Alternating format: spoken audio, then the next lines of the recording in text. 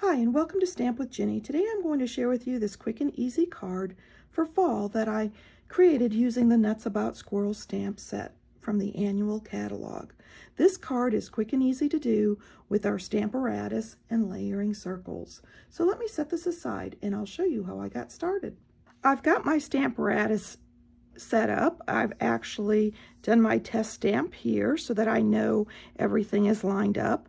I've got my solid image of my squirrel here, and then I have my outline image on my top plate, and on the reverse side I have the branch. So since I'm going to die cut this into a circle, I've actually created a mask, making it a little easier to see and for my magnets to hold on. So I would like to have this circle on my squirrel where the branch shows most of his tail and the back side of the branch is slightly cut off. So I'm going to place that in place. And then I'm going to take the circle that I've cut with the layering circle die and pop that right into the center. Okay, I am going to start with the outline image here. And let me slide this down so you can see a little easier. I'm going to ink this up with my memento. And I am going to stamp 1, 2, 3, lift. And then I'm going to take this plate, flip it over, and I'm going to ink up the branch image here.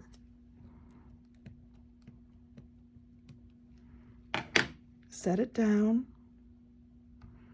1, 2, 3, and I have my branch. Now that lifted slightly, so I'm going to simply place that back in place. I'm going to remove this so that's not in the way, and I can slide this up now again so you can see a little easier. I'm going to bring in my smoky slate and ink up my solid squirrel.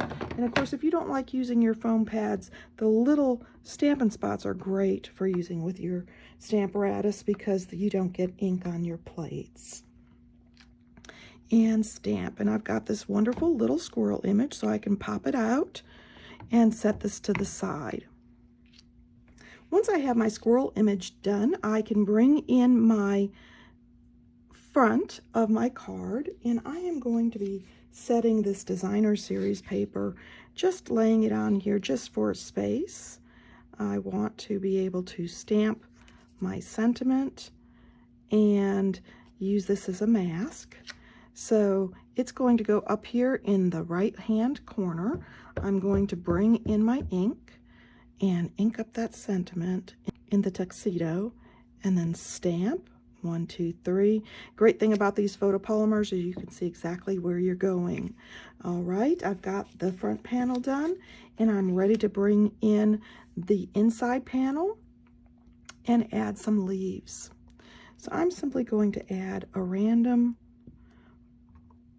set of leaves that's just falling down the edge. And of course, if you've gone off the edge, you want to make sure you've applied ink to that full image so that you don't have little lines. I've got the inside done, and I'm going to bring my squirrel back and add a little leaf to that branch just to pull in some of the color. I've got the leaf itself, and then I'm going to add the line image. There we go. And I'm ready to start assembling. So let me show you how I did that. Okay, I'm going to begin by building my card front here. So I'm going to bring in my designer series paper and adhere that down. This happens to be part of our Celebrate Now, and it's got patterns for all seasons, winter and fall. I've got that in place, and so I am going to add my little striped piece here down the center, and I can either add that on top or just adjust it as needed based on where my stamping is. And I think I'm going to put this right down the center. There we go. At this point, I'm going to let that dry a bit, and I am going to bring in my scallop circle and my little squirrel image. I'm going to adhere that down like so. And then I'm going to flip it over and add some Stampin' Dimensionals to the back. Now that that's dry, I'm going to bring in this beautiful ribbon. It happens to be our Parakeet Party Glimmer ribbon, and I'm going to wrap this around that stripe. Give myself enough to work with here, and I'm going to tie a bow. I'm going to place that bow under the sentiment, and I can move it because this panel is layered and separate if I need to. Let's see. I'm thinking that's good, so I'm going to trim that ribbon off, and I'm ready to adhere this to my card front. So I'm going to bring in my Granny Apple card stock that I've scored at the 5.5 inch mark and adhere this down. But before I do that, I just want to make sure I've got enough room next to that image for that beautiful bow to show. I'm happy with that, so I'm going to adhere this down, and I can go right over that adhesive if you'd like so that it secures it, or if you prefer, you can run it above and below so that you can still slide that ribbon if you feel you might need to after you've assembled. There we go. I've got that on. I'm going to remove the backings for my dimensionals.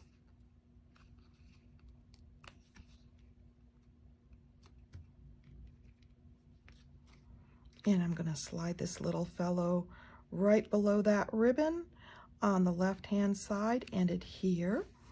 And then I can adjust this ribbon as desired and get rid of this little dimensional that seems to be hitching a ride. There we go. Trim that other end. And I think I'll shorten this one slightly. And then I'm going to bring in my Take Your Pick tool, along with these lovely in-colored matte dots. I'm going to pick up this darker dot here and pop it right on the circle. That gives my card just a little more texture. So there you go. At this point, you can stamp, sign, or just simply tuck this inside and adhere it later, whichever your preference is. I hope you've enjoyed this card tutorial, and of course, if you'd like any of these products, feel free to stop by my online store. You can get there from my blog, Stamp with Jini. Thanks for joining me.